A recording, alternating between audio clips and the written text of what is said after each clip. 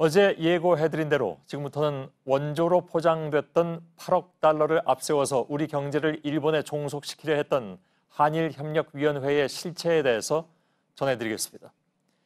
첫 번째 보도는 저희가 입수한 1973년 9월 박정희 전 대통령과 한일협력위 일본 측 위원들의 면담록입니다. 당시에 김대중 의원 납치 사건으로 한일 관계가 급속하게 냉각된 상황이었죠. 지금까지는 그해 11월에 김종필 당시 총리가 박 전 대통령 친서를 일본에 전달해서 얼어붙었던 관계를 회복한 것으로 알려져 있었습니다.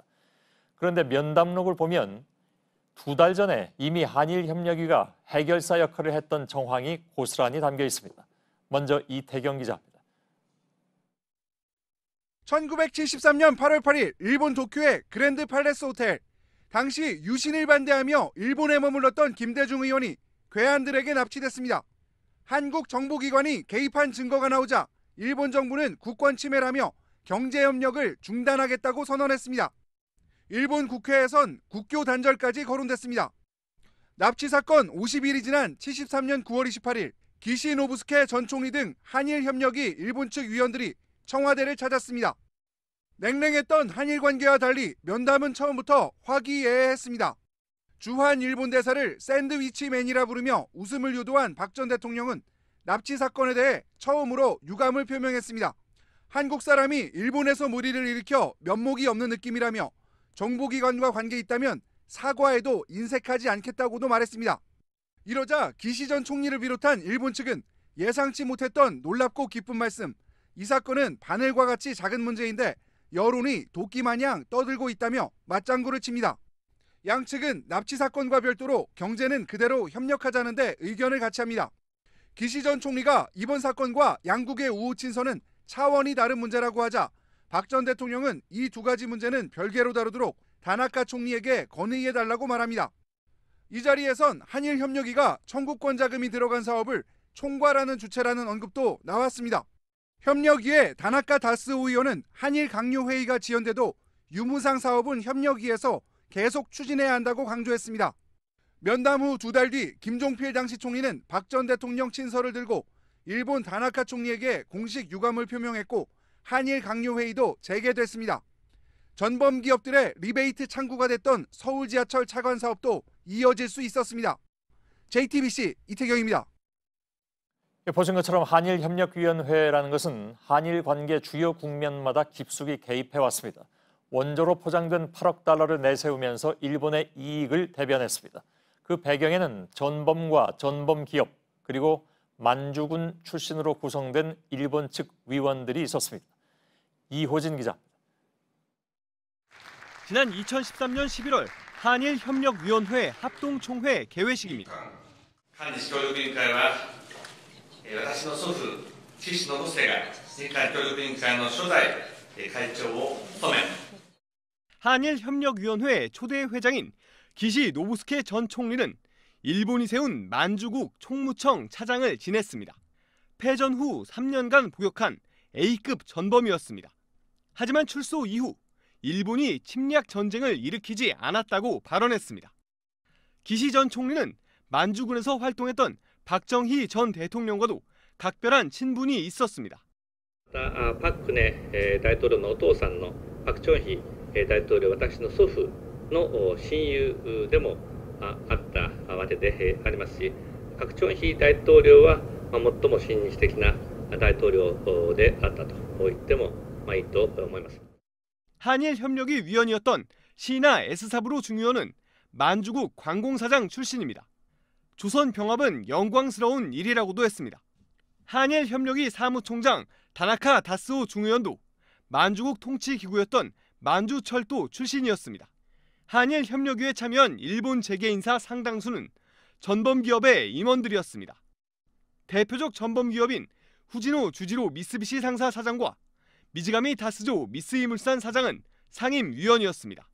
위원들 중에는 오쿠보 켄 미쓰비시 전기 대표이사 등 21개 전범기업이 포함됐습니다. JTBC 이호진입니다.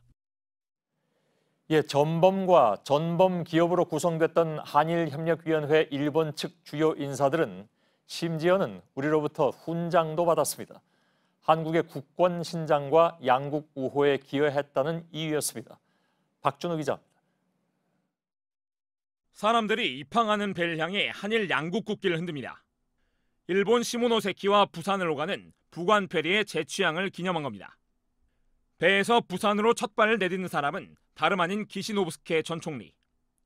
자신의 고향인 야마구치현에 시모노세키에서 부산으로 백기를 연 걸 자축한 셈입니다.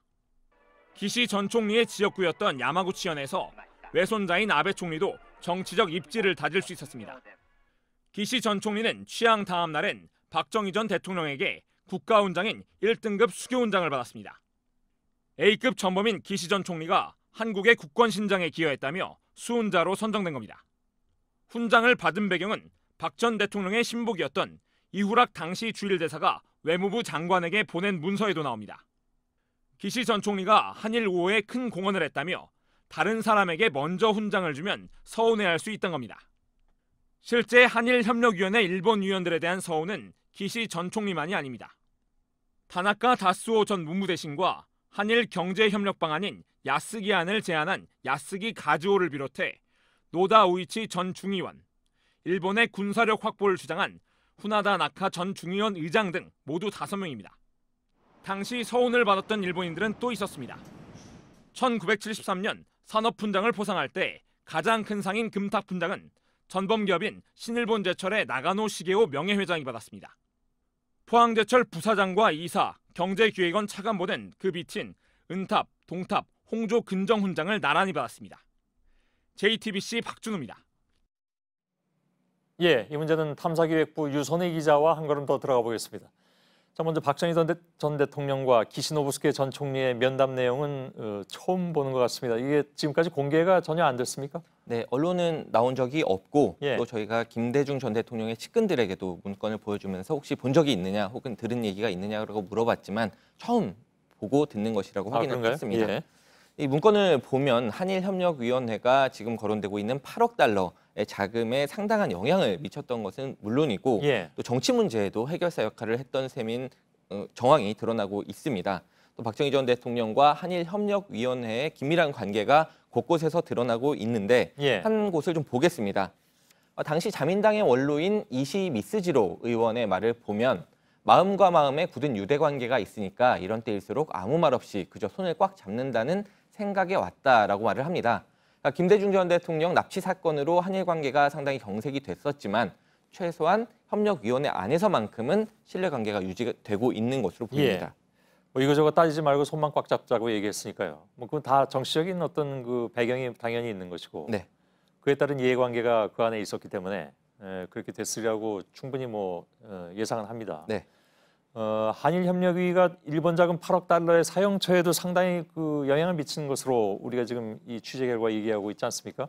이 자금에 대한 성격도 언급이 됩니까? 네, 기시 전 총리의 측근인 그리고 또 한일협력위원회 위원인 다나카 다스오 의원의 발언을 보겠습니다. 예. 한일 경제협력에는 여러 가지 종류가 있는데 유상협력도 있고 거의 배상에 가까운 무상협력이 청구권 협정으로 추진되어 오고 있다 이렇게 말을 합니다. 예. 그 표현은 뭡니까? 그러니까 거의 배상에 가까운 무상협력? 이건 무슨 뜻인가요? 이게 좀 단어의 문제로 보이는데 배상이라는 것은 불법행위에 대한 손해를 이제 갚아주는 것을 그렇죠. 의미를 합니다. 예, 하지만 당시에 일본은 전쟁도 또 식민지배도 불법으로 이렇게 생각하지 않았으면 인정하지 않고 있었기 때문에 예. 당연히 배상도 할 수 없다 이런 입장을 유지하고 있었습니다. 하지만 면담록에는 거의 배상이다라고 스스로 얘기를 하고 있기 때문에 이 부분은 과거 불법행위를 내부적으로는 좀 인정하고 있는 것이 아니냐 이렇게 볼 수 있는 부분도 있습니다. 예. 하지만 알려진다시피 이제 공식적으로는 일본은 이것은 독립 축하금이다, 원조다 이런 명목으로 이제 겉으로는 얘기를 하고 있었습니다. 예. 뭐 그러니까 그걸 인정하기 싫으니까 거의라는 표현을 쓴 거겠죠. 네. 배상금이라고 얘기 안 하고. 근데 이렇게 들어온 돈도 결국은 이제 전범 기업이라든가 일본으로 다시 흘러 들어갔다는 정황. 이게 어저께 저희들이 보도한 내용의 핵심이잖아요. 그렇습니다. 예. 일본이 거의 배상에 가깝다라고 표현한 그 무상협력 3억 달러 중에 가장 큰 부분이 포항제철로 들어갔습니다. 예, 예. 하지만 어제 전에 드렸듯이 원래는 농업 지원만 하겠다라고 하던 일본이 제철소 사업에도 지원을 하겠다라고 입장을 바꾼 배경에는 자신들의 환경오염 문제를 해결하기 위한 의도가 깔려 있었던 것으로 파악이 되고 있습니다. 예. 또 유상처간으로 건설된 서울 지하철의 경우에도 객차 가격을 거의 2배로 부풀리고 또 하기로 했던 기술 이전도 전혀 해주지 않은 정황이 드러나고 있습니다. 예. 오늘 공개한 면담록도 보면 당시 일본 측이 서울 지하철 차관을 늦게 보내서 공사가 지연된 정황도 드러나 있습니다. 예. 서울 지하철 사업의 경우에 이제 무상이 아니라 이자율이 굉장히 높았습니다. 그죠? 네. 예. 그래서 약속을 이건 당연히 안 지킨 것이라고 봐야 되는 거겠죠. 그렇습니다. 그 4.125%였는데 당시 미국 75년에 미국이 제공한 AID 차관에 비해서도 1~2%가 높았습니다. 예, 예. 그리고 그보다도 실제 높은 이자로 빌린 3억 달러 상업 차관에 대한 내용도 이제 나오는데 국내에서도 이 문제는 상당히 거론이 됐었습니다. 예. 한일협력위의 문건을 다시 보겠습니다. 우리 측이 이렇게 얘기를 합니다. 단기 고리에 민간 차관이 압도적이어서 차관업체의 8할 이상이 부실 기업이 되고 있다라고 우려를 하니까 하지만 일본은 업체가 알아서 하는 것이지 협력위가 개입할 수 없다 이렇게 선을 그어버립니다. 예, 예. 또 포항제철 사업처럼 사실 무상으로 줬다라고 일본이 주장하는 것도 현금이 아니라 일본의 기업 물건 또 용역 이런 것으로 주고 그 대상은 또 보도에 들었다시피 상당수가 미쓰비시, 미쓰이 같은 전범 기업들이었습니다. 예. 이 때문에 일각에서는 일본 정부가 우리를 통해서 전범 기업들을 지원해 준 것 아니냐 이런 시각도 있습니다. 예. 한일 협력위 공식 명칭이 그거죠. 네. 이 경우에 일본 정부의 공식 채널이 아니라 민간 단체이기 때문에 약속을 지키지 않아도 항의하기가 쉽지가 않았을 것 같습니다. 아까 같이 뭐 다른 건 다 개입하면서 그건 우리 문제가 아니다라고 그냥 발뺌을 네. 해버리는 경우라든가 어떻습니까? 그렇습니다. 한일 관계 전문가인 유인호 교수가 논문으로 한일 협력위의 성격을 정리한 것이 있는데 잠깐 보겠습니다. 예. 한일 간의 공식적인 외교 채널을 통하기보다 개인적으로 안면이 있는 정치가를 통해서 중요한 일들이 처리되고 또 이해, 이권 청탁 등으로 정치적 부패와 연결된다 이렇게 정의하고 있습니다. 예. 그러니까 아베 총리는 65년 청구권 협정 그리고 이후 69년부터 시작된 한일 협력위를 통해서 준 8억 달러 자금으로 모든 게 끝났다 이렇게 주장을 하고 있는데 예. 하지만 그 돈을 어디에 어떻게 쓸지 피해자들은 전혀 몰랐고 또 배상도 받지 못했습니다. 서울 지하철의 경우처럼 오히려 전범과 전범 기업 또 만주국 인맥들로 구성된 한일협력위원회가 일방적으로 개입을 해서 또 상당 부분이 다시 일본으로 흘러들어간 정황이 이번 문건으로 드러나고 있습니다. 예. 자, 내일도 관련 보도가 이어지죠. 네, 내일은 한일협력위원회가 우리 자원 개발에도 영향을 미친 정황을 전해드리도록 하겠습니다. 예, 유선혜 기자였습니다.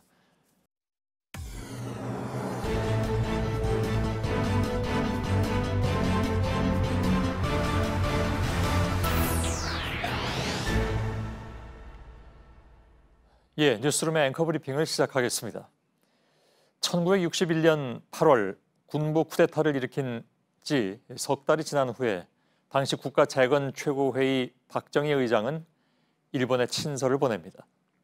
근계, 귀하에게 사신을 드리게 된 기회를 갖게 돼서 극히 영광으로 생각합니다.